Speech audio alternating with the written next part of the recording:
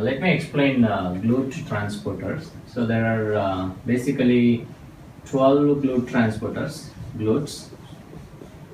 There are 12 types of GLUT transporters, but generally in textbooks they'll be explaining only 5 types of GLUT transporters. So let's talk about all those 5 types of GLUT transporters. Basically, GLUTs means this is a glucose transporter. So majority of them like transport exclusively glucose, but some of the transporters will also transport GLUT transporters will also transport galactose and fructose. So let's see the GLUT1 transporter. GLUT1 transporter. Basically, this GLUT1 transporter, it is present in over the membrane of red blood cell, which is the important cell here. Red blood cell expresses GLUT1 transporter.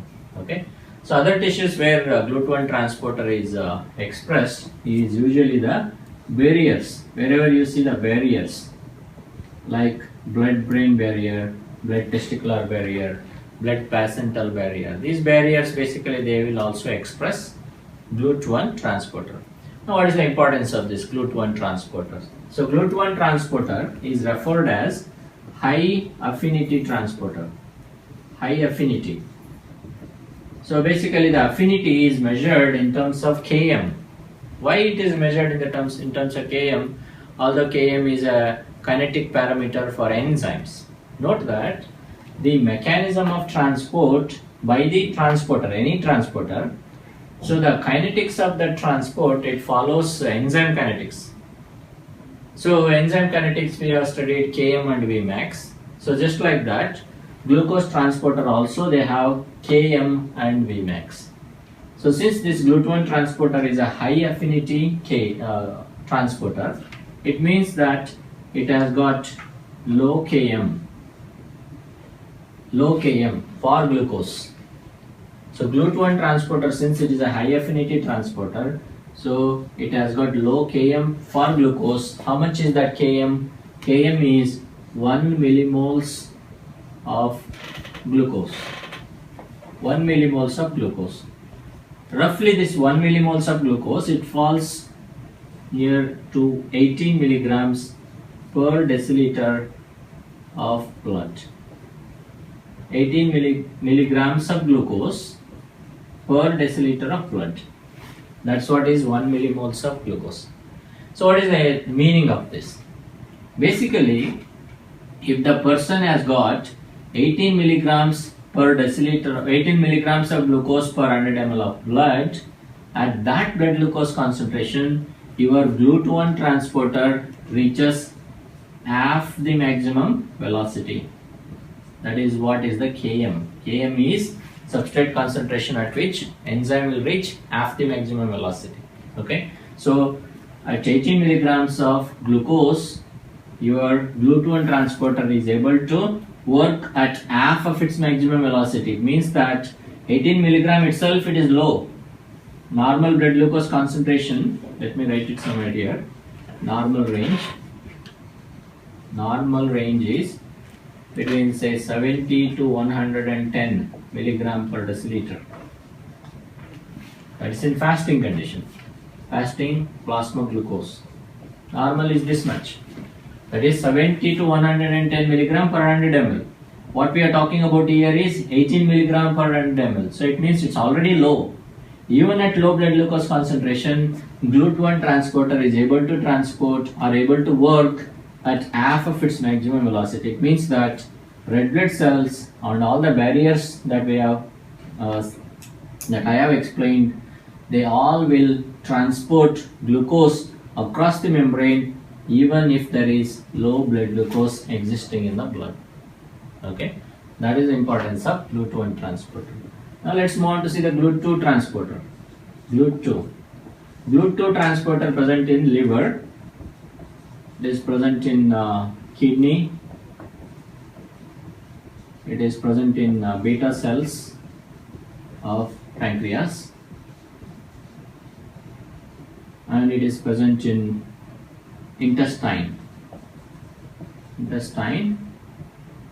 cells, basal surface. These are the cells or tissues which will express GLUT2. Now what is the kinetics of GLUT2? GLUT2 is low affinity. It's a low affinity transporter. Low affinity. Low affinity means it is high Km. It has got high Km for glucose, and also it is a high capacity. High capacity. High capacity means it has got large Vmax. That's what it means. High capacity means large maximum velocity. Now we'll have to understand what is the meaning of low affinity and high capacity. If you understand that, then we'll understand what is the mechanism of GLUT2 transporter. Let's take an example to understand that. Let's take example of liver. Liver expresses GLUT2, and we know that it has got low affinity. Low affinity means it's a low affinity transporter, means it has got really high Km for glucose. And what is the Km for GLUT2 transporter? It is 15 millimolar. At 15 millimolar blood glucose concentration, compare that with 1 millimolar. 1 millimolar is 18 milligram. Now the 15 millimolar. At 15 millimolar blood glucose concentration, your GLUT2 transporter reaches half the maximum velocity.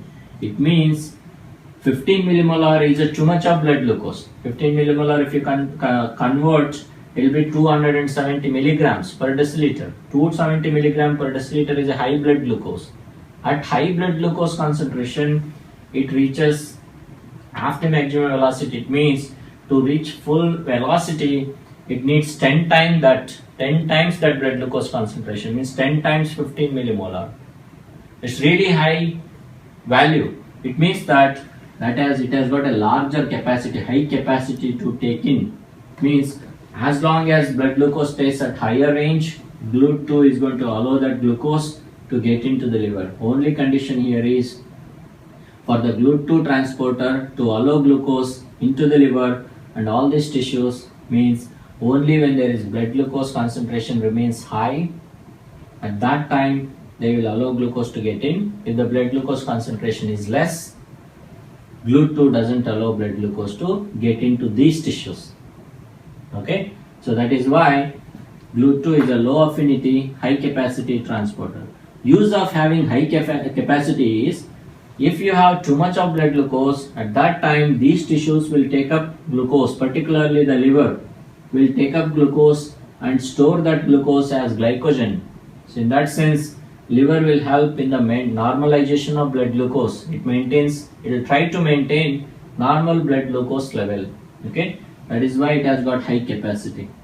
So similarly, kidney will also do the same thing, because it has got GLUT2. It takes blood glucose only when it is at high levels. Now the beta cells of pancreas, it will allow glucose to get inside whenever blood glucose is 3.9 millimolar. At that time, glucose can get inside the beta cells. Other than that, if any blood glucose less than this 3.9 millimoles, beta cells doesn't allow glucose to get inside. That's why it doesn't release insulin. So whenever there is more blood glucose or blood glucose exceeds this 3.9 millimoles, at that time only beta cells will allow, because it is expressing GLUT2 transporter. It's a low affinity transporter. So it means that whenever blood glucose is entering into beta cells, indirectly it means that there is plenty of glucose in the blood. So it is asking beta cells to release insulin so that glucose can be taken up by other tissues to utilize it. Okay. Intestinal cells, it helps in the absorption of, basically transport of glucose out of intestinal cells into the portal circulation through GLUT2. Now coming to the GLUT3 transporter. GLUT3 transporter present in brain, that is the neurons, present in neurons. Now coming with the affinity of GLUT3 transporter, it is very similar to GLUT1 transporter. So the Km for GLUT3 transporter is 1 millimolar. In that sense, it is high affinity transporter. High affinity transporter. It means that even at low blood glucose concentration, just like what we have seen with the GLUT1, that is at 18 milligram per deciliter. Even at this blood glucose concentration, your GLUT3 will reach half the maximum velocity. So it means that brain and red blood cells and the barriers, they all can get sufficient amount of glucose even in spite patient has got hypoglycemia. Why this happens? So we have designed in such a way that because the brain, the major energy source for brain is glucose. For red blood cells, major energy source is glucose. So that to make these neurons under red blood cells to survive under hypoglycemic conditions, they need to get that glucose. That's why they express GLUT1. That's why brain or neurons express GLUT3. It's a question of survival.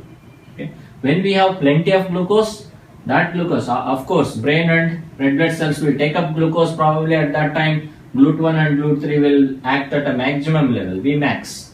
But your GLUT2, because there is plenty of glucose at that time, GLUT2 will present in liver and all these tissues, they will take up glucose. Try to bring down the glucose level, convert that into glycogen. Okay. So this is what about GLUT3. Now coming to the GLUT4. GLUT4 transporters present in 4 tissues. One is skeletal muscle, other is cardiac tissue, third is adipose tissue.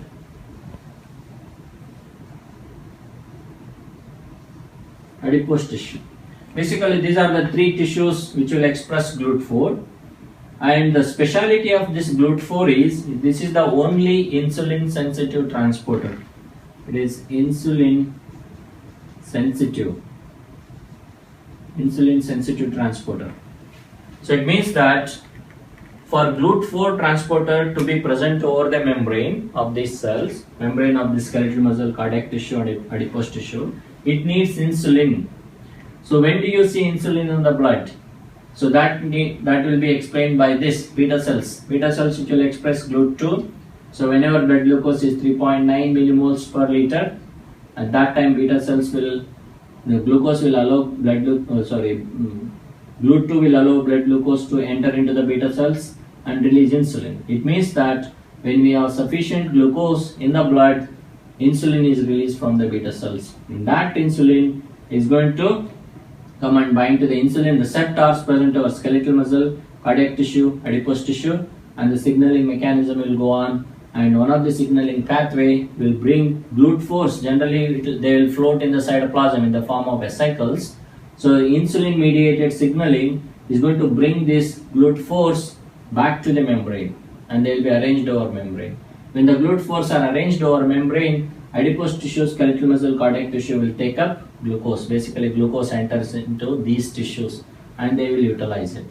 Okay. It means that whenever insulin is present in response to blood glucose, at that time skeletal muscle, adipose tissue, cardiac tissues, they will be able to utilize glucose because insulin is going to bring GLUT4s back to the membrane. Okay. That is why GLUT4 is referred as insulin sensitive transporter. Okay. So why only GLUT4 is present in skeletal muscle, adipose tissue and cardiac tissue? Why they are insulin sensitive transporter? One of the explanation for this is the major consumer of glucose in terms of quantity, not in terms of grams per gram, that is neuron. In terms of quantity, so the skeletal muscle and adipose tissue has got bigger quantity or the used quantity compared to brain. So they will consume much more amount of glucose. So if you want to bring down the blood glucose levels to the normal concentration, in order to normalize it, skeletal muscle and adipose tissue needs to use it. That's why insulin, which is a hypoglycemic hormone, by binding to skeletal receptor, adipose tissue insulin receptor, it will bring GLUT4s back to the membrane and then allow these tissues to use it. Once the blood glucose normalizes, it means once the blood glucose goes below 3.9 millimoles per liter, at that time beta cells doesn't respond to that. Whenever the blood glucose level falls below 3.9 millimoles per liter, beta cells doesn't respond because glucose is not allowed inside by GLUT2. When they don't respond means you don't get insulin. When the insulin is not there, It is no longer binding to the receptor present in skeletal muscle, adipose tissue, cardiac tissues. So that's why GLUT4s are not brought back to the membrane. So when the GLUT4s are not available, blood glucose is not getting into these tissues. It means normal blood glucose is maintained. Okay. So now assume, just have an assumption that what if this GLUT4 was not insulin sensitive transporter? What if all the time it was taking the blood glucose? So what happens is, if the GLUT4 was not insulin sensitive transporter, skeletal muscle adipose tissue will continue to take blood glucose. Even in spite of hypoglycemia, if they continue to take blood glucose, all the time we would have been in hypoglycemic condition. Okay. So to avoid that, depending on the insulin, presence of insulin, GLUT4s will work. Okay. When we are in normal hyperglycemic conditions, insulin will be released and GLUT4s are expressed, and the blood glucose is brought down by the utilization by skeletal muscle adipose tissue. When we get into hypoglycemic condition, say blood glucose when it falls below 3.9 millimoles, insulin is not released. That's why skeletal muscle adipose tissues won't be able to use glucose. Okay, so that's the importance of GLUT4 transporter. GLUT5 transporter, not much importance here. It is GLUT5 present in the intestine, brush border epithelium, intestine, and also it is present in spermatozoa. And it transports along with glucose galactose, it also transports fructose, and that's the energy source for spermatozoa. Okay, so these are the glucose transporters.